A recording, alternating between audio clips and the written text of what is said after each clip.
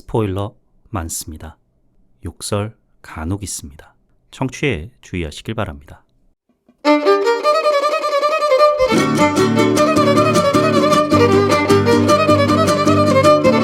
콘텐츠 대홍수시대, 요즘 뭐 보시나요? 전 이거 봅니다. 요즘 뭐 봄, 난 이거 봄. 2025 7월 셋째 주 음주의 팝콘 무비 시작합니다. 안녕하세요. 요즘 뭐 봄, 난 이거 봄. 요봄남봄 진행자 롤린스입니다. 죄송합니다. 여름맞이 바캉스 다녀오느라 업로드 일정에 차질을 빚게 되었습니다. 팝콘 무비 기다리셨던 청취자분들께 심심한 사과의 말씀을 올립니다. 바캉스 어디로 다녀왔느냐? 야, 여름인데 바다를 가자. 바다 하면 동해지. 야, 그럼 부산으로 갈까? 야, 부산이 동해냐? 그리고 부산은 사람이 너무 많아. 물가도 은근 비싸고. 양양 어때? 에이? 야, 이 새끼야, 네 몸을 봐라. 에이? 이게 되겠냐? 라고 친구들과 고민하던 중 대한민국 방송 역사상 최고의 먹방 장면이죠. 한국인의 밥상에 나온 과메기를 다 널고 나서야 늦은 저녁 식사가 시작됩니다. 식은 밥을 넣어 맛있듯이 먹었던 물회는 포항 사나이들의 음식이었습니다. 바캉스고 나발이고 포항 물에 물어가자 해서 포항 2박 3일 일정으로 다녀왔습니다. 딱 포항 고속터미널에 내렸을 때의 제 첫인상 어땠느냐? 예상과 달리 인간미가 은은하게 풍긴다? 예, 태어나서 처음으로 포항을 가봤는데요. 한국 이공계의 기둥, 포항공대, 한국 산업계의 젖줄, 포항제철 포스코, 용광로만큼 뜨거운 축구 열기 K리그 포항 스틸러스, 그리고 열기가 너무 뜨거워질 때쯤 한번 싹 식혀준다는 물회까지. 시내 중심부에는 막 마철로가 즐비한 막 그런 도시 스멜을 기대했었는데 그렇진 않더라고요. 야, 이씨, 포항 고속터미널 그쪽은 도심 한복판이라고 볼 수 없어, 이 새끼야. 하신다면은,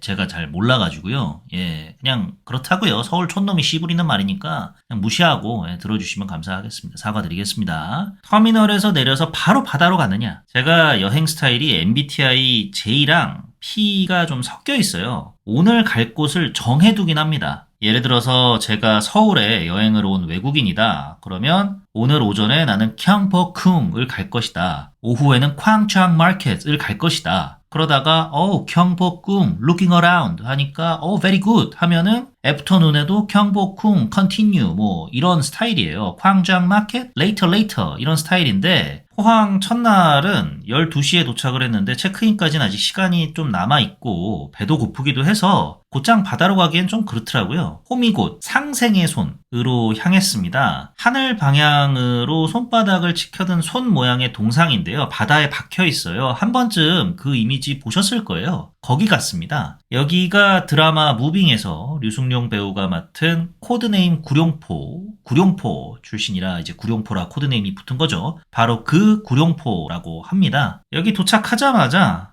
상생의 손은 좀 나중에 보고 배가 고프니까 일단 식당부터 가자. 구룡포 대게마트를 갔습니다. 보아하니 단체 손님들이 많이들 찾는 그런 공간 같아요. 그만큼 식당이 널찍널찍하니 분위기가 쾌적했고요. 저는 평일에 가서 그런가 점심시간인데도 한적했습니다. 식당에 들어가면은 앉기도 전에 한층 아래로 내려가야 해요. 가면은 대게들이 수조에 있는데 거기서 먹을 대게를 정하고 선 결제한 뒤에 테이블로 돌아가서 먹으면 되는 시스템입니다. 시가가 아닌 정찰제라서 내고 스트레스를 안 받았어요. 그건 참 좋더라고요. 제가 갔을 때는 국산이 없었어가지고 러시아산 박달대게인가 먹었는데 한 마리당 5만 원이었어요. 그렇게 서너 마리 시켜가지고 한 20분 기다리니까 나오더라고요. 다 까서 가져다 주셔가지고 먹기도 편했고요. 야, 다 듣고 그래서 맛이 어땠냐고. 직접 담그신 반찬들, 김치, 깍두기, 양파장아찌 뭐 등등이 있는데 이게 좀 짜더라고요.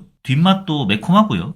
포항 분들이 좀 짜게 드시나 했는데 대게가 좀 슴슴해요. 대게 종류가 원래 치킨 염지된 것 마냥 그 살만 먹어도 짭조름하잖아요. 구룡포 대게마트 대게는 그렇지가 않더라. 짠맛이 살짝 있네. 수준이더라. 사장님도 약간 제가 느끼기에는 우리 가게의 포인트다라는 톤으로 대게가 별로 안 짜죠? 하시더라고요. 제가 갑각류 이런 거 별로 안 좋아합니다. 가격부터 시가라 흥정하는 데 힘써야 하지. 에너지 보충하러 온 식탁에서 내가 왜 이거를 먹겠다고 에너지를 써야 하는가 이해가 안 되지. 무엇보다 고생 해가면서 얻어낸 살점. 이렇게까지 힘써가며 먹을 맛인가 싶지 등등 해서 잘 안 먹는데 또 대게 쪽은 먹다 보면은 입안에 염분이 계속 남아있어서 금세 물려요. 이렇다 보니까 근 10년간 제 돈 주고 대게를 먹은 적이 단언컨대 없습니다. 이번에도 그래도 포항하면은 해산물인데 지역 특산물 같은 거니까 먹어줘야지 해서 애들이랑 먹은 거예요. 그 결과 진짜 우리나라 속담 틀린 거 하나 없어요. 개눈 감추듯이 먹었습니다. 정찰제라 스트레스 안 받았지. 정찰제 가격이 그렇다고 비싼 것도 아니지. 서울이었어 봐요. 마리당 10만원 기본이지. 어느 정도 까져 있어가지고 쉽게 먹을 수 있지. 염분이 적어서 안 물리지. 그래도 좀 물린다 싶으면은 반찬으로 리프레쉬 해주면 되지. 게 내장 밥하고 마무리 라면까지 훌륭했다. 이 모든 게 인당 6만원도 안 됐다. 상생의 손 가시면은 구룡포 대게마트 바로 앞에 있거든요. 추천드리고요. 뒷광고 아닙니다. 제발 뒷광고 제안이라도 받아봤으면 소원이 없겠는데 뒷광고 아니에요. 상생의 손을 보고 바다로 갔느냐? 어차피 뭐 남자 새끼들 바다에서 생쇼하는 이야기 별로 안 궁금하실 테니까 또 그리고 그래도 바닷가에서 로맨스 없었나? 없었어요. 바닷가다 관광지다 갈 때마다 젊은 처자분들 대신에 하하호호 행복한 4인 가족만 주구장창 봐가지고 포항 로맨스 없었으니까 그냥 처먹은 얘기만 계속하겠습니다. 물회 포항 간 이유지 않습니까? 어디를 갈까 하다가 포항 스페이스워크라고 계단 조형물이 하나 있어요. 흔들리는 계단 두 다리 덜덜덜덜 떨어가면서 올라가다 보면은 포항 경치도 싹 다 보이는 그런 곳인데 그 근처에 유명하다는 물회집을 찾았습니다. 환여 횟집을 갔는데 느낌이 뭐랄까요? 그 동네에서 오랫동안 장사하면서 다져놓은 입지 덕에 외지 사람들까지 막 찾아오니까 건물 세워서 내부 인테리어 싹 다 현대적으로 탈바꿈해가며 공격적으로 세를 확장한 그런 식당. 공교롭게도 그때부터 현지 사람들은 잘 안 찾게 되는 환여횟집? 거기 가셨구나. 근데 요즘 포항 사람들은 거기 잘 안 가요. 그런 식당 느낌이었습니다. 맛은 어땠느냐? 역시 기대가 너무 크면은 안 되더라고요. 맛있었는데 그냥 저냥 물회 맛이었다. 그래도 소주는 술술 들어갔다. 국수 살이 넉넉하게 주시더라. 환여 횟집 말고도 훌륭한 물회집 많겠죠. 물회만 기대하신다면은 다른 곳 가시는 게 좋을 것 같긴 한데 환여 횟집이 데이트 코스, 여행 코스로 참 좋은 게 말씀드렸듯이 스페이스워크를 딱 들렀다가 스페이스워크 가는데 에너지 좀 썼어. 원기 보충 좀 하자 해서 해안가 쫙 보면서 물회 딱 때린 다음에 환여횟집 바로 옆에 오브레멘이라는 환여횟집 건물보다 큰 베이커리 카페가 있어요. 스페이스워크 물회 디저트 퍼즐이 완성되는 순간인 거죠. 아마 오브레멘 사장님도 이거를 노리시고 환여횟집 옆에 입점하신 거 아닌가 싶은데 카페를 아주 잘 해놨습니다. 횟집보다도 카페가 더 인상적이었어요. 해안가 카페라는 게 해안가 정취를 좀 편안하게 여유롭게 즐길 수 있는데 좀 더 포커스가 맞춰져 있어야 하잖아요. 커피 맛이야.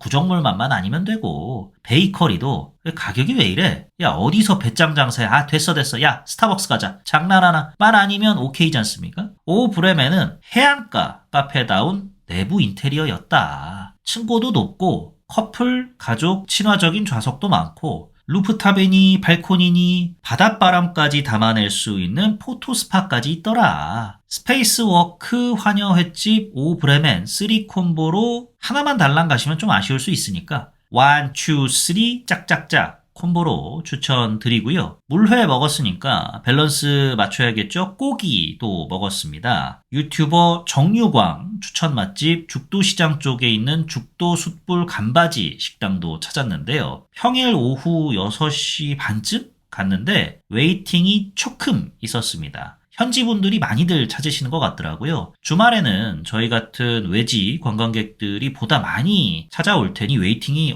살벌해지겠죠. 저는 이미 먹어봤으니까 웨이팅은 남의 얘기 되시겠고요. 그래서 정유광 이 유튜버 믿을만 하냐? 그 사람이 그렇게 극찬했던 제비추리 맛이 기가 막히더냐? 간바지, 갈매기살을 포항에서는 간바지라 한다 하더라고요. 끝내주더냐?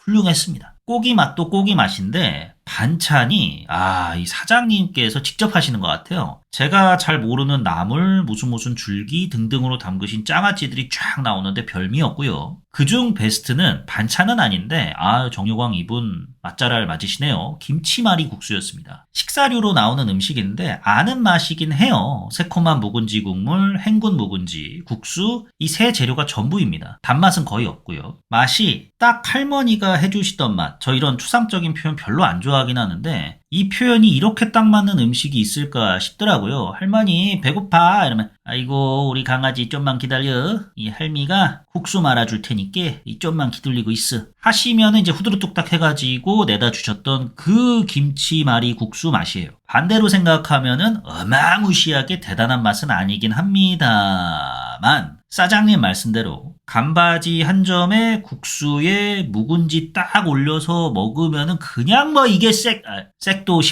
색도시발입니다. 양양 못하러 갑니까? 헌팅 왜 해요? 포항 가면은 입안에서 주지육림이 펼쳐지는데 못하러 갑니까? 그런데 이 김치말이 국수 꼴랑 3,000원입니다. 그렇다고 양이 적냐? 아니요. 웬만한 국수찜 양만큼 주십니다. 딱 봐도 시판 된장 안 쓴 티가 팍팍 나는 끔한 국물에 건더기 듬뿍 된장찌개도 있거든요. 중짜 대짜 나눠져 있는데 그래봤자 얘도 2,000원 3,000원이에요. 이게 나라지. 이게 나라야. 제비추리는 100g에 27,000원이었고 간바지도 같은 무게에 9,000원이었습니다. 서울이었으면은 한두 점 먹고 나왔으려나.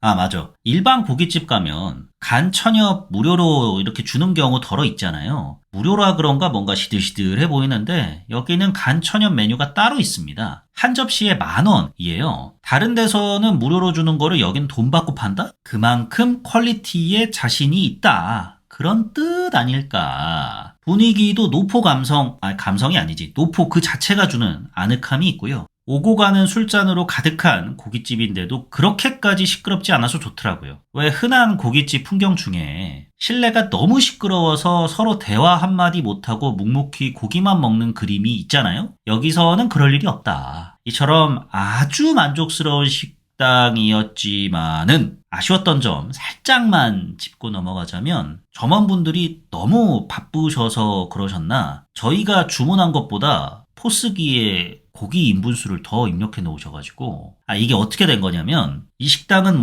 태블릿 주문 이런 거 없습니다. 그때그때마다 여기 고기 몇 인분 추가요 이렇게 돌아가는 곳이에요. 그렇다고 빌지라 하나요? 그 업데이트된 계산서를 그때마다 가져다 주시는 것도 아니고요. 이런 상황에서 저희가 자주 주문을 한 것도 아니고 한 번 추가해서 먹었나? 그랬을 거예요. 그렇게 이제 계산을 하러 딱 갔는데 점원분이 맛있게 드셨어요? 놓고 가신 거 없으실까요? 가 아니라 주문 확인해 주세요 부터 먼저 말씀을 하시더라고요. 쓱 봤는데 저희가 먹은 것보다 고기 인분수가 좀 더 기록되어 있었어요. 곧장 저희 제비추리는 이만큼 먹었고 갈매기살은 저만큼 먹었는데 했거든요. 그러자마자 또 원래 이런 일이 있으면은 좀 확인 과정을 거치곤 하잖아요. 그런 거 없이 바로 예 하시면서 수정을 해주시더라고요. 식당 밖에 기다리는 사람들이 많아서 저 기다리는 사람 빨리빨리 처리해야 되니까 그냥 대충 얘네들 말이 맞다고 하자 같은 반응이셨다기보다는 정말 너무 바쁘다 보니까 느껴져요. 이분들 정말 동분서주 하시는 게 느껴지는데 너무 바쁘다 보니 이 같은 실수가 간혹 가다가 생기다 보니 손님 말이 맞겠지 같은 반응이셨어요. 고의로 그러신 거는 절대 아닌 것 같다. 하지만 청취자분들 중에 여기 들르실 계획을 세우신다면 행여나 저 같은 일이 생길 가능성이 없진 않으실 수 있으실 테니 참고하셔라. 이런 차원에서 말씀드려 봤습니다. 이 와중에 사장님께서 계산대로 쓱 오셔가지고 젊은 친구들 왔다고 음료수 값은 받지 말라고 하셨어요. 맛도 좋고 분위기도 좋고 인심도 좋은 식당이다. 포항 들르신다면은 꼭 가보시기를 강력히 추천드리겠습니다. 아침마다 해장하겠다고 죽도시장 수제비 골목 찾아갔습니다. 단돈 5,000원 칼제비에 뜨끈한 멸치국물로 속을 딱 진정시켜주고 그렇게 몇 차례 속을 진정시켜준 다음에 포항을 떠났더랬죠. 여기까지가 포항 여행기였고요. 어떻게 좀 늦은 게 용서가 되실란가요? 금주의 박스오피스 조금 늦었지만은 확인해 보도록 하겠습니다. 먼저 국내 박스오피스 공룡 대 슈퍼맨, 슈퍼맨 대 공룡. 그 승자는 지난 주말 3일 동안 45만 6천 명 기록한 쥬라기 월드가 2주 연속 1위에 올랐습니다. 이 공룡 등에 올라탄 블랙 위도우가 슈퍼맨을 이겼어요. 역시 팔은 안으로 굽는 건가요? 외계인 따위한테 1등을 내줄 수 없죠. 7월 16일 수요일까지 누적 관객 수 181만 명 기록 중입니다. 200만 돌파 어렵지 않아 보입니다. 다만 전주 대비 40% 정도 하락한 주말 성적을 거뒀기 때문에 이 같은 흐름이 계속된다면은 200만 돌파 그 이상의 성적 250만, 300만 혹은 3주 연속 1위는 좀 힘겨워 보일 듯 합니다. 39만 7천 명이 관람한 슈퍼맨이 한국 무대에 2위로 데뷔했습니다. 누적 관객 수 62만 명입니다. 주말 관객 수도 그렇지만은 무엇보다 2위라는 순위가 워너브라더스 DC에게는 충격일 듯 합니다. 히어로 영화의 시대가 저물고 있다 해도 1위는 기본적으로 할 줄 알았거든요. 흥행 추이도 앞서 개봉한 히어로 영화들 중에 썬더볼츠를 빼고는 다 마블이긴 합니다만 슈퍼맨이 더딥니다. 썬더볼츠는 새로 선보이는 히어로 10단 이라는 변명이라도 있지. 슈퍼맨은 이름값만으로 치면은 그 어떤 영화가 슈퍼맨에게 덤빌 수 있겠습니까? 그 정도로 이름값이 곧 전부다 라고 봐도 되는 콘텐츠잖아요. 관객수 100만은 넘길 수 있을런지 이 영화 좋은데 참 안타깝습니다. 31만 3천 명 찍은 노이즈가 전주 대비 한 계단 하락한 3위에 이름을 올렸습니다. 누적 관객 수 126만 명 수요일까지 기록했습니다. 진정한 승자예요. 150만 돌파도 가시권에 두고 있는데 잘만 하면은 최종 관객 수 167만 명 기록했던 검은 수녀들을 누르고 2025 한국 공포영화 흥행 1위에 오를 수도 있을 듯 보입니다. 4위는 F1 더 무비입니다. 주말 관객 수 27만 3천 명, 누적 관객 수 150만 명 넘겼습니다. 특별관을 슈퍼맨에게 다 내주면서 주말 관객 수가 급감할 줄 알았는데 안정적인 하락세를 보이고 있습니다. 슈퍼맨의 흥행세가 저조하다 보니까 F1을 다시 상영하려는 특별관들이 스멀스멀 보이던데 지금이 기회니까요. 빵형의 분노의 질주 놓치지 마시길 바랍니다. 5위부터는 만명대로 떨어집니다. 주현영 배우 주연 신작 공포영화 괴기열차가 4만 4천 명 기록하며 5위로 데뷔했습니다. 누적 관객 수는 7만 8천 명이고요. 관객 평가가 좋지 않아서 반등의 기미는 보이지 못할 것 같습니다. 누적 관객 수 176만 명 넘긴 드래곤 길들이기가 6위, 아직 누적 관객 수 60만 명 못 넘은 채 59만 명에서 정체 중인 엘리오가 7위.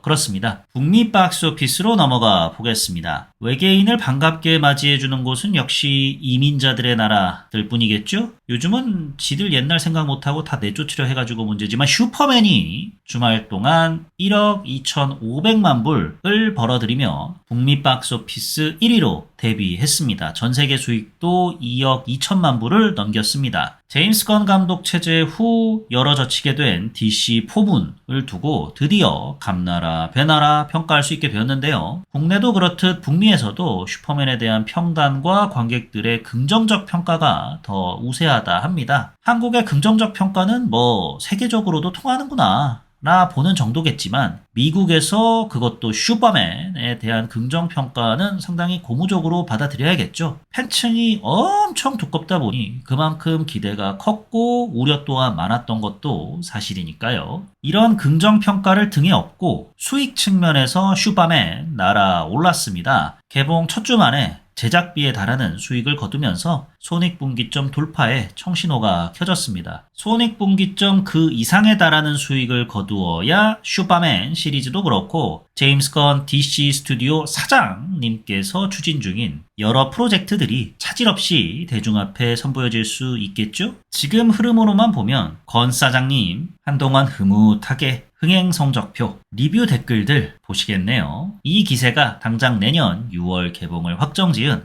슈바걸까지 이어지기를 바래 봅니다. 4천만 불 수금한 쥬라기 월드가 전주 대비 한 계단 하락한 2위에 랭크됐습니다. 북미 누적 수익 2억 3천만 불 넘겼고요. 전 세계 수익 5억 3천만 불 돌파했습니다. 이렇게 흥행이 잘 되는데 배급사 유니버설 스튜디오는 쥬라기 월드의 VOD 공개 일자를 벌써 발표했습니다. 8월 5일이라 하는데요. 개봉한 지 한 달쯤 돼서 VOD 2차 시장을 노린다는 거죠. 역시나 유니버설이 배급한 드래곤 길들이기도 마찬가지 전략을 취했습니다. 드래곤 길들이기가 북미에서는 6월 13일에 개봉을 했거든요. 개봉 한 달 만인 7월 16일에 VOD로 출시가 이미 되었습니다. 이 에피소드 올라갔을 때는 공개된 지 한 이틀 정도 지났겠네요. 야, 좀만 기다리면 OTT로 볼 수가 있어 라는 말이 VOD 출시와 OTT 공개는 살짝 다른 개념이긴 합니다만 집에서 편하게 볼 수 있다는 측면에서는 의미가 대동소이하니까요. 곧 OTT로 보면 될 걸 굳이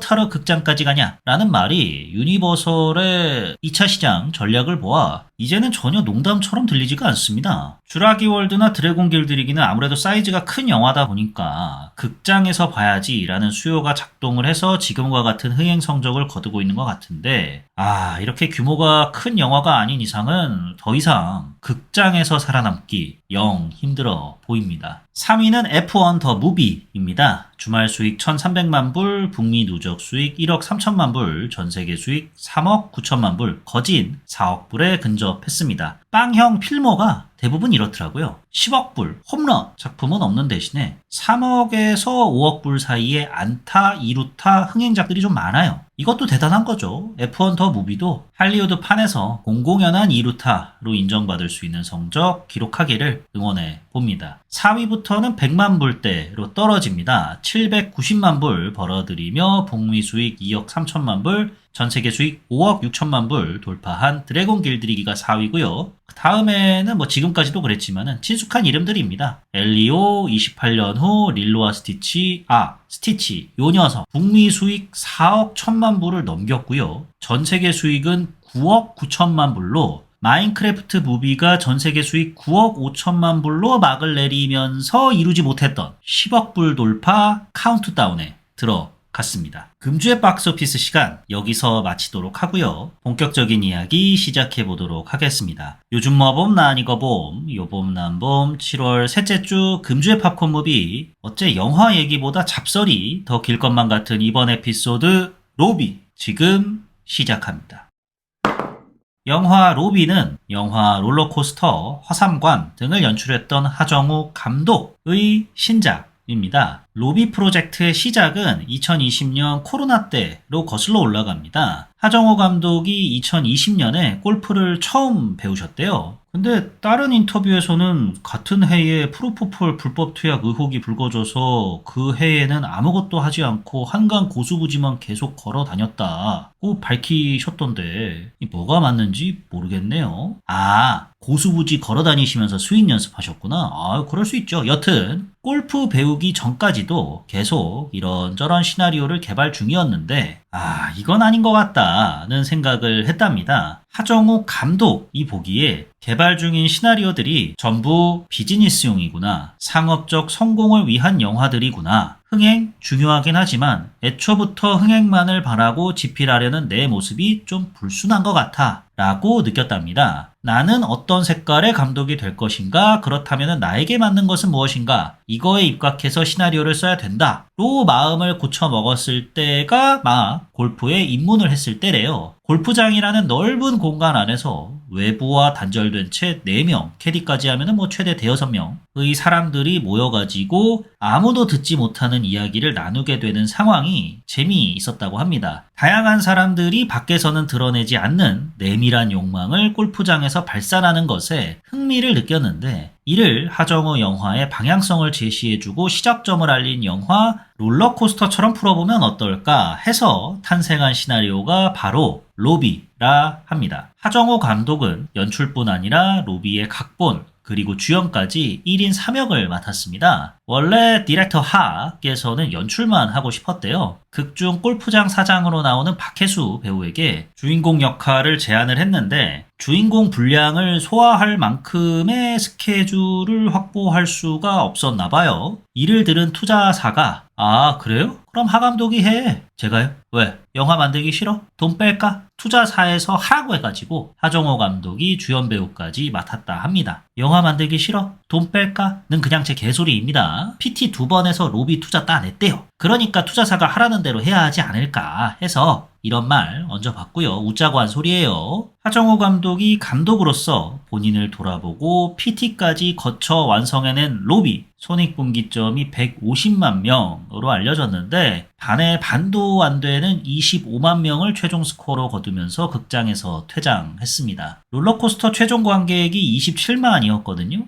12년 전에 롤러코스터도 넘지 못한 거죠. 하정우 감독 연출 출연, 공효진, 김동욱, 이한이 배우 등도 나온다는 영화 윗집 사람들 또 올해 개봉 가능성이 높다 하던데 이마저도 실패하면 나에게 맞는 것은 무엇인가 고민한 끝에 내던져버렸던 비즈니스용 시나리오 다시 들고 오셔야겠는데요. 들고 와도 이미 늦었을 것 같긴 합니다만은 로비 출연 배우로는 이 출연 명단이 거의 오징어 게임급이야. 아니 이름값만 놓고 보면은 오징어 게임보다 훨씬 높아요. 출연 배우들이 많다 보니까 빠르게 가겠습니다. 하정우, 곽선영, 엄하늘, 박병은, 이동휘, 강말금, 김의성, 박혜수, 차주영, 최시원, 현봉식, 성동일, 강혜림, 이지훈, 김종수, 유승목, 박경혜, 이수인 배우 등이 출연합니다. 영화 로비 줄거리 요약 시작하겠습니다. 하정우 배우가 맡은 윤창욱은 윤 인터랙티브라는 스타트업 기업의 대표입니다. 종사하는 업계 내에서 뛰어난 기술력을 갖고 있는 것으로 정평이 나 있는 회사이긴 한데 아직 스타트업을 벗어나지 못하고 있는 이유는 그렇죠. 윤 대표가 너무 올고자요. 기술력이 뛰어난 만큼 사람들이 다 알아봐 줄 거야 라는 마인드를 갖고 있죠. 그래도 한 회사를 운영하는 사람으로서 적당한 싸바싸바, 아부 이런 거를 바이어들한테 해야 하는 거 모르지는 않지만 결정적인 순간대마다 꼭 이렇게까지 해야 하나가 티가 나는 사람인 거죠. 그러다 보니 바이어나 투자자 앞에서 본의 아니게 사고치기 일수입니다. 대표가 이러니까 회사가 위기에 봉착하게 됩니다. 이때 마침 윤 인터랙티브를 구원해줄 공공사업건이 하나 떠요. 4조 원 규모의 스마트 주차장 사업인데요. 윤 인터랙티브는 이 분야에 있어서 독보적인 기술, 매립형 기술인지 뭔가가 있는데 여튼 죽여준대요 이게. 죽여주는 기술을 갖고 있습니다. 윤 대표는 입찰이 딱 뜨기만을 기다리고 있습니다. 자기 회사 기술이 독보적이니까 기술력으로만 다이다이를 붙으면은 일론 머스크도 내가 제낄 자신 있다 이거예요. 회사는 기사회생 할 테고요. 이때 마침 과거 윤 대표의 샌프란시스코 유학 시절 룸메이트이자 비슷한 시기에 보아하니 윤 대표가 낸 아이디어로 일으킨 사업체를 야 내가 대주주 아니냐? 는 이유로 윤 대표 빼고 쏙 가져간 것 같은 박병은 배우가 맡은 손광우가 등장합니다. 손광우는 윤 인터랙티브의 경쟁사인 손브라더스의 대표입니다. 기술력은 윤 인터랙티브에 밀리는데 손광우 대표 싸바싸바가 좋아요. 사업 관계자들 싹 다 평판 좋아해가지고 금이야 오기야 배돼지에다가 기름칠을 싹 해줍니다. 그 결과 윤 대표가 계속해서 물을 먹었던 거고요. 당연히 이번 주차장 사업에도 손 대표가 마술을 뻗치려고 하죠. 윤 인터랙티브는 매립형이고 손 브라더스는 돌출형입니다. 당연히 돌출형의 제약이 좀 더 많겠죠. 이거를 해결하려고 윤 대표 어머니 장례식장까지 찾아가서 너네 회사 내가 사겠다 했다가 괜히 윤 대표 승질만 건드려가지고 윤 대표로 하여금 이 새끼가 또 가로채려고 드네. 오케이 네 그 잘나신 로비 나도 한번 로비 해보지 뭐 이렇게 된 거예요. 스마트 주차장은 국토부 주관 사업입니다. 손 대표는 이미 강말금 배우가 연기한 국토부 장관한테 줄을 어느 정도 대놓은 상황이에요. 그럼 게임 다 끝난 거 아닌가? 라고 보기에는 이 국토부 장관 낙하산입니다. 국회의원 하다가 쉬어가는 코스로 전문 지식도 없이 국토부 장관 자리를 받은 거예요. 스마트 주차장 실무는 거의 다 김의성 배우가 맡은 전문 지식으로 무장한 국토부 실장이 합니다. 장관과 실장은 또 부부 사이인데 이혼 소송 중이고요. 사이가 별로 좋지 않아요.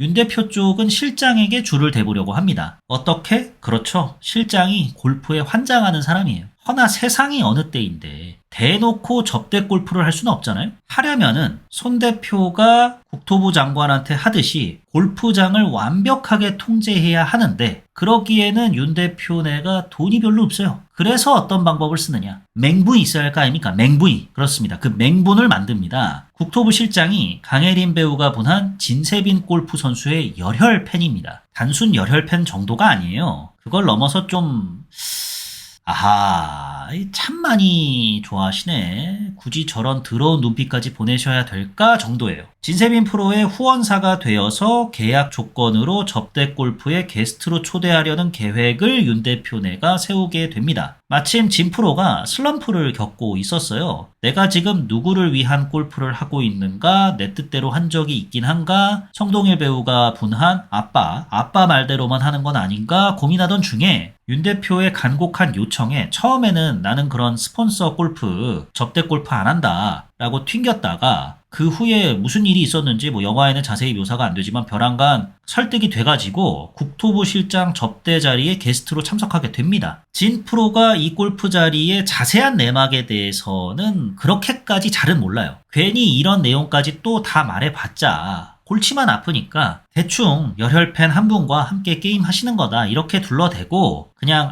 내가 이 계약 조건에 따라서 스폰서십 맺은 계약 회사의 요청에 따라서 뭐 접대 골프에 참여를 하는 거구나 정도만 알고 라운딩이 시작이 되죠. 같은 시각 같은 골프장에서는 손 대표가 국토부 장관을 상대로 접대 골프를 하게 되었고요. 이 자리에는 국토부 장관의 최애 연예인 최시원 배우가 분한 마태수와 한때 마태수와 연인 사이였던 지금은 박혜수 배우가 연기한 골프장 사장의 부인이자 국토부 장관 학교 후배 다미가 함께하게 됩니다. 그래서 접대 골프가 어떻게 돼가느냐. 접대 골프의 핵심은 접대받는 상대에게 적당히 져주는 거잖아요. 이 사람이 날 놀리나? 지금 봐주면서 하는 거야? 라는 생각이 들지 않게 하면서 이야, 이 오늘따라 공이 잘 맞네. 이 진프로님 앞에서 쳐서 그런가? 아유, 윤 대표 고마워.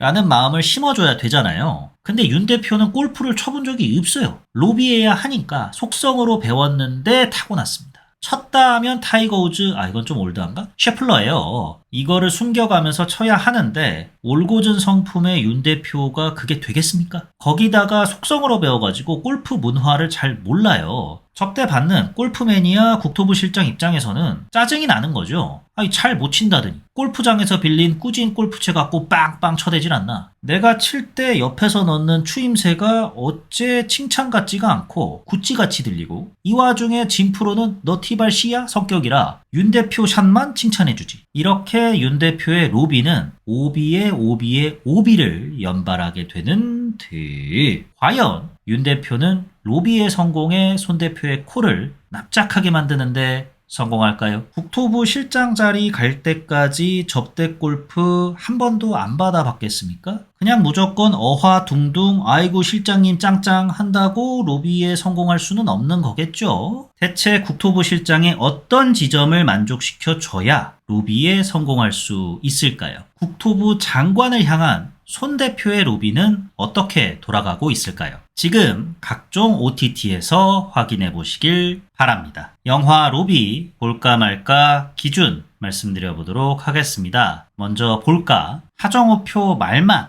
좋아하신다면은 보십시오. 말재간, 말장난, 실없는 드립 등이 쉴 새 없이 몰아칩니다. 아마 하정우 감독의 엄격한 통제 하에 펼쳐진 것 같은 배우들의 연기도 사실적인 정극 연기와 코미디로 딱 나뉘어 있어요. 당신은 정극, 당신은 살신성인 코미디 뭐 이렇게요. 그 와중에 계속 이제 정색한 채 드립을 치니까 롤러코스터를 내가 너무 재밌게 봤다 하시면은 또 이만한 작품 없지 않을까 싶습니다. 골프 매니아다 보십시오. 저는 꼬랄못입니다. 영화 보기 전에 그래도 스포츠를 소재로 한 영화다 보니까 이거 꼬랄못인데 영화 웃음 포인트 잘 이해 못하는 거 아니야? 걱정을 좀 했어요. 다행히 영화가 나름 이런 문화가 있다, 저런 불문율이 있다 설명을 해줍니다. 덕분에 골프를 잘 모르는 저도 크게 놓치는 부분 없이 영화를 볼 수 있었어요. 치열한 승부의 세계를 다뤘다기보다는 골프장에서 벌어지는 촌극에 중점을 뒀다 보니 꼬랄못도 즐길 수가 있고 골프 매니아 분들 입장에서는 더더욱 즐길 거리가 많으실 것 같아요. 내가 겪었던 친숙하고 익숙하고 혹은 불편한 상황들이 계속해서 펼쳐지는 것처럼 느껴지실 테니까 골프 매니아라면은 보시기를 권해드리고요. 말가 기준 말씀드려보도록 하겠습니다. 분명하죠. 하정우표 티키타카 내가 별로 안 좋아한다 하면은 보지 마세요. 박병은 배우가 맡은 손 대표는 짧은 영어 섞어 쓰면서 드립치고 앉아있지. 최시원하고 차주영은 술에 꼬라가지고 바닥에서 뒹굴고 있지. 이게 뭐야? 시큰둥하게 영화를 보시게 될 겁니다. 상업적으로 대박난 영화도 아니니까 트렌드 쫓으려면 또 봐야 돼? 이에 속하지도 않잖아요. 보실 필요가 없다. 그럼 영화 로비 좋았던 점과 아쉬웠던 점 말씀드려보도록 하겠습니다. 먼저 좋았던 점. 영화 아이디어가 참 좋은 것 같아요. 골프장 안에서 벌어지는 소동극을 블랙 코미디 형식으로 다룬 거잖아요. 이 안에 각종 한국적인 요소들을 집어넣었습니다. 한국 사람들이 골프를 대하는 방식, 그리고 한국 골프에만 있는 어떤 이런저런 문화들, 거창한 로비가 아니라 생활력이 녹아있는 로비 를 만끽할 수가 있어서 요즘처럼 큰 영화가 아니면 살아남기 힘들고 작은 영화라고 해도 좀 공포 영화 일변도 너무나도 자극적인 거 위주로만 치닫는 시대에 재기발랄한 아이디어로 무장한 소동극 참 귀하다라는 생각을 하게 됐습니다. 그래서 영화를 보는 내내 하정우 감독 그리고 작가는 우리 주변에서 벌어지는 짜잘하지만 공감대가 높은 일을 캐치해내는 능력이 참 뛰어나구나. 그리고 이를 극화시키는 데에 있어서 능력도 출중하구나 라는 생각을 하게 되었습니다. 그 다음에 좋았던 점은 등장인물이 정말 많잖아요. 자칫 산만해지기 쉽상인데 등장인물 때문에 산만하다는 느낌은 안 줍니다. 다른 것 때문에 산만하다는 느낌을 주는데 여튼 이 영화가 좀 산만하게 느껴지는데 그게 등장인물 때문은 아닌 것 같다. 그 이유는 뭘까? 하정우 작가는 인물 소개를 참 효율적으로 하더라고요. 인물 소개를 어떻게 하는지 보는 맛, 이게 좋았습니다. 주인공들 성격이야 영화 주축이다 보니 오랜 시간 보다 보면은 자연스럽게 그 성격이 받아들여지는 반면에 주변 인물들을 어떻게 소개할 것인가, 이게 관건이죠. 이럴 때마다 하정우 작가는 그 인물의 성격을 다른 인물이 소개하는 방식을 애용합니다. 이렇게 되면 원래 해당 다른 인물이 설명충처럼 느껴지기 쉽상이죠. 하정우 작가는 맹분을 만들어줘요. 롤러코스터 때 생각을 해보시면 마준규라는 인물이 기고만장하다는 둥, 싸가지가 없다는 둥, 최근에 이런 스캔들 저런 스캔들로 홍역을 겪고 있다는 둥, 그의 성격과 배경을 스튜디어스 뒷담화를 통해서 늘어놓죠. 로비에서는 곽선영이 김의성과 강말금 성격과 배경에 대해서 하정우에게 브리핑을 하지 않습니까? 우선 로비 대상에 대해서 배경 조사를 하는 거는 지극히 당연한 거고, 거기다가 로비 대상이 정치인, 고위 관료다? 별로 어렵지 않게 세평 조사를 할 수 있으니까 그 사람 성격에 대해서 이러쿵 저러쿵 누군가가 줄줄이 읊는 게 전혀 이상하지 않아요. 이 밖에 고착화된 이미지로 인물 소개를 할 때도 있습니다. 최시원과 차주영이 대표적이죠. 최시원 배우가 맡은 캐릭터는 그간 최시원 배우가 참 많이 맡았던 캐릭터들의 연장선상 같아가지고 막 허세 있고 막 여유 떨다가 나중엔 개망신 당하는 그런 캐릭터들의 연장선상이라서 누군가는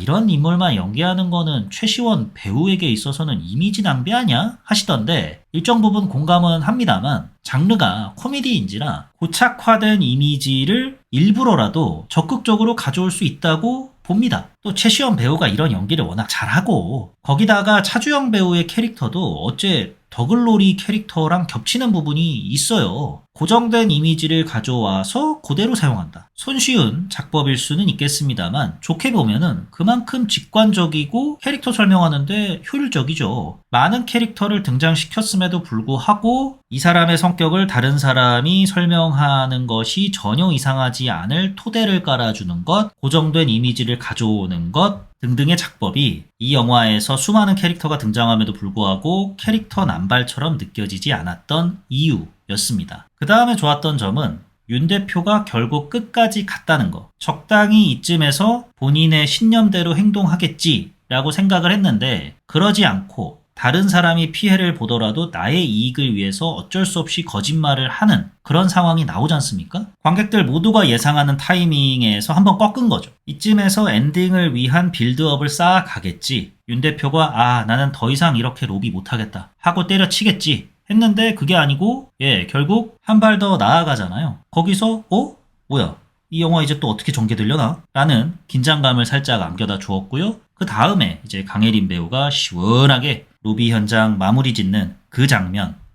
통쾌했습니다. 왜 통쾌할 수밖에 없었느냐? 김희성 배우의 개저씨 연기가 죽입니다, 정말. 죽여버리고 싶을 정도로 죽여요. 세상 다정한 척 하면서, 세상 포근한 척 하면서, 속으로는 흑심 품고 있는, 거기까지는 그럴 수는 있다고 생각해요. 젊은 여성에게, 늙은 남자라고 흑심을 품지 말라는 법은 없으니까, 그럴 수는 있는데, 그 마음을, 그냥 대놓고 화끈하게 지르면 몰라. 삐질삐질, 찔끔찔끔 흘려대면서 상대방을 불편하게 만드는 개수작 때문에, 그냥 평범한 아저씨들도 개저씨라는 소리 듣는 거지 않습니까? 자기관리 잘하는 형님들마저 서윗한 영포티 나셨어 라는 비아냥을 듣는 거잖아요. 이 만악의 원흉, 나 정도면 아직 살아있지? 살아있다고 말해줘. 부탁이야, 제발. 안 말해줄 거야? 그럼 나 너 괴롭힐 거야 라는 더러운 전형적인 개저씨 연기를 김우성 배우가 너무 훌륭하게 소화를 했어요. 또 하정우 감독이 의도한 것 같은데 자꾸 골프채를 잡는 모습을 아래에서 위 앵글로 비춰요. 그때마다 김우성 배우는 얼굴의 미세한 근육들을 다 움직여가지고 자세를 잡으려고 노력을 하고요. 근데 그 자세가 잘 안 잡혀가지고 땀이 좀 삐질삐질 하는 것 같은 모습이 비춰질 때가 있어요. 이게 마치 중요 부위를 잡고 있는 듯한 느낌을 선사합니다. 그러고 난 다음에 진 프로를 보면서 눈이 이제 황홀경에 빠지잖아요. 그러니까 더 더럽게 보이는 거예요. 이 미세한 근육 떨림까지 김유성 배우가 너무 훌륭하게 소화를 해주셔가지고 이분 평소에는 어떠실까? 아닙니다. 아쉬웠던 점에 대해서 말씀을 드려보자면 이 영화 되게 산만합니다. 하정우식 말장난이 쏟아져서? 아니요. 등장인물이 많아서? 아니요. 그거는 설령 이유가 된다 할지언정 주요 사유는 못 되고요. 이 영화가 산만하게 느껴지는데 만든 1등 공신은 이 영화의 구성입니다. 영화가 크게 두 갈래로 전개가 되고 그 두 갈래 안에서도 여러 개의 인간관계를 다룹니다. A팀의 1조 이야기 다뤘다가 A팀의 2조 이야기로 넘어가고 그 다음에 이번에는 B팀의 2조 이야기로 넘어가고 다음에는 C팀의 3조 이야기로 넘어가고 막 이래요. 이러니까 마치 TV 채널을 계속해서 돌리는 것 같은 느낌을 안겨다 줍니다. 좀 더 디테일하게 설명을 드려보자면은 영화가 크게 두 갈래로 나뉘어 있다라고 말씀을 드렸죠. 윤 대표의 로비와 손 대표의 로비 이렇게 각각 두 팀으로 나눠져 있습니다. 그러면 이제 윤 대표 팀에서는 윤 대표가 국토부 실장에게 로비를 해야 하니까 이 둘의 관계가 있고요. 국토부 실장은 강혜림 배우가 맡은 진 프로에게 자꾸 개수작을 걸어요. 개저씨와 이를 불편해하는 젊은 여성 간의 관계가 또 여기에 있는 거고요. 진 프로는 이런 사람이 있는 곳에 나를 초대하다니 해가지고 윤 대표에게 실망을 하고 윤 대표는 미안하지만 어쩔 수가 없다라는 식으로 계속해서 변명을 좀 둘러대고요. 이 관계가 또 있는 거죠. 그러면 손 대표네는 또 어떠냐? 손 대표가 국토부 장관에게 로비를 해야 되죠. 최시원과 차주영은 둘이 붙어가지고 난리예요. 이 와중에 박혜수는 국토부 장관의 약점을 캐치하겠다고 현봉식을 고용해가지고 강말금을 도청하고 있어요. 한 갈래에만 벌어지고 있는 이야기가 최소 3개입니다. 다만 확실히 역할을 구분지어 놓기는 했어요. 윤 대표 쪽과 골프장 사장 쪽은 블랙 코미디고 손 대표 쪽은 최시원, 차주영 배우가 슬랩스틱 코미디까지 불사하면서 온갖 짓을 벌이니까 확실히 정통 코미디 담당이고 이렇게 무대를 나눠 놓긴 했어요. 블랙 코미디를 하겠다는 쪽은 블랙 코미디만 하고 슬랩스틱을 하겠다는 쪽은 슬랩스틱만 하고 그렇게 크게 갔으면 덜 산만하게 느꼈을 텐데 블랙 코미디를 하는 쪽 안에서도 세분화된 인간관계들이 있고 하다 보니까 톤이 안 맞을 때가 있습니다. 가장 대표적인 게 블랙 코미디 한창 다루다가 진 프로만 나오면은 극이 전극이 되어버려요. 성동일 배우랑 대화 나누는 장면은 이거는 코미디 영화가 아니에요. 여자 골프 선수가 주인공인 성장담을 그린 영화의 톤으로 전개를 합니다. 누가 봐도 하정우 감독이 그렇게 시킨 것 같아요. 성동일 배우는 코미디 연기 하라면 자판기인데 바로 나오잖아요. 근데 성동일 배우가 거기서 목소리 쫙 깔고 난 너를 그렇게 키우지 않기로 했어. 이렇게 하니까 갑자기 그 전까지는 이동희 배우랑 김유성 배우랑 블랙 코미디 한창 하다가 또 여기서는 전극으로 넘어가네. 뭐 어쩌자는 거야? 라는 생각이 들어가지고 그게 집중 좀 해보려고 하면 채널 돌아가고 얘는 또 어떤가 살피려고 하면 채널 돌아가고 이게 계속돼서 참 아쉬웠습니다. 그래도 롤러코스터는 딱 한 공간, 비즈니스석이었나요? 거기를 주요 무대로 정해 놓고 간혹 가다가 뭐 깔깔이로 조정석 나오고 뭐 승무원들 뒷담화 나오고 그랬잖아요. 근데 얘는 여기 갔다가 저기 갔다가 저기 갔다가 여기 갔다가 좀 더 안으로 들어갔다가 지하 2층으로 들어갔다가 3층으로 들어갔다가 다시 1층으로 나왔다가 정신이 없는 거죠. 그러다가 그 후반이 되잖아요. 그러면 윤 대표 내 조의 핵심 서사는 윤 대표가 과연 로비에 성공을 할 것인가를 밑자락에 깔아두긴 했지만 결국 김의성과 강혜림 배우 간의 대결이 어떻게 끝날 것인가. 그 순간만큼은 김의성, 강혜림 두 배우가 주인공이 되어버려요. 윤 대표 로비 성공 여부는 관객 입장에서는 이제 뒷전이 되어버린 겁니다. 그러다가 그 둘 간의 대결이 어찌저찌 끝나게 되고 이걸 통해서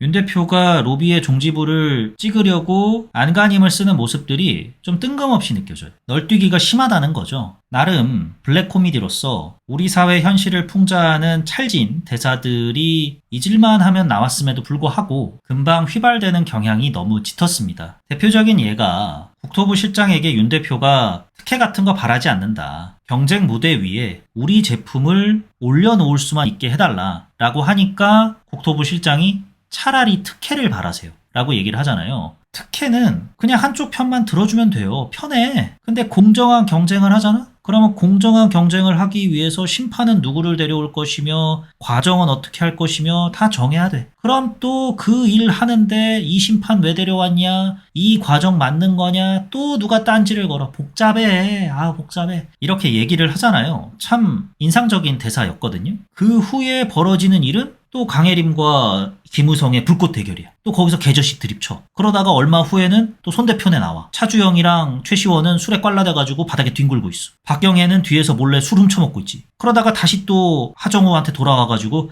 이 로비가 맞는 것인가? 이러고 있으니까 도대체 어느 장단에 맞춰가지고 내가 이 영화를 봐야 되는가? 구성을 좀 단순화해서 극을 풀어냈더라면 어땠을까? 등장인물도 좀 몇 명 줄여가지고 좀 더 밀도 있게 극을 치고 나갔더라면 하는 아쉬움이 영화를 감상하는 내내 들었습니다. 여기까지가 영화 로비를 보고 제가 느꼈던 좋았던 점과 아쉬웠던 점이었습니다. 영화 로비에 대한 제 별점은 2.5점, 뭔가 부족한데 입니다. 하정우 배우의 말맛을 제가 뭐 그렇게까지 좋아하는 편도 아니고 뭐 그렇다고 싫어하는 것도 아니고 딱 쏘쏘해요. 그래서 만약에 아쉬웠던 점에서 제가 언급했던 부분들이 벌어지지 않았더라면은 더 높은 점수를 주었을 수도 있을 텐데 그러질 못했다 보니 또 골프장 안에서 벌어지는 촌극들이 꼴알못인 저에게 있어서는 저런 문화가 있나 보다. 재밌네 낄낄낄 하고 넘어가는 수준이었어서 크게 와닿지가 않더라고요. 이런 점들을 종합해서 2.5점 뭔가 부족한데를 주게 되었습니다. 영화 로비에 대한 제 한 줄 평은 페어웨이와 오비를 넘나들게 만드는 산만한 구찌입니다. 겐세이, 야지와 같은 간섭한다, 방해한다 이런 표현을 골프 쪽에서는 구찌라고 한다죠. 하정우 표 말만 이 좋은 쪽으로 좋은 의미의 구찌처럼 들렸는데 이게 구성이 좀 산만하다 보니까 공이 페어웨이로 갔다가 오비로 갔다가 하는 느낌을 받아가지고 페어웨이와 오비를 넘나들게 만드는 산만한 구찌라는 한 줄 평을 남기게 되었습니다. 여기까지가 요즘 뭐 봄, 난 이거 봄, 요봄 난봄 7월 셋째 주 금주의 팝콘 무비 영화 로비 에피소드였습니다. 지금까지 저는 진행자 롤린스였고요. 들어주셔서 대단히 감사합니다.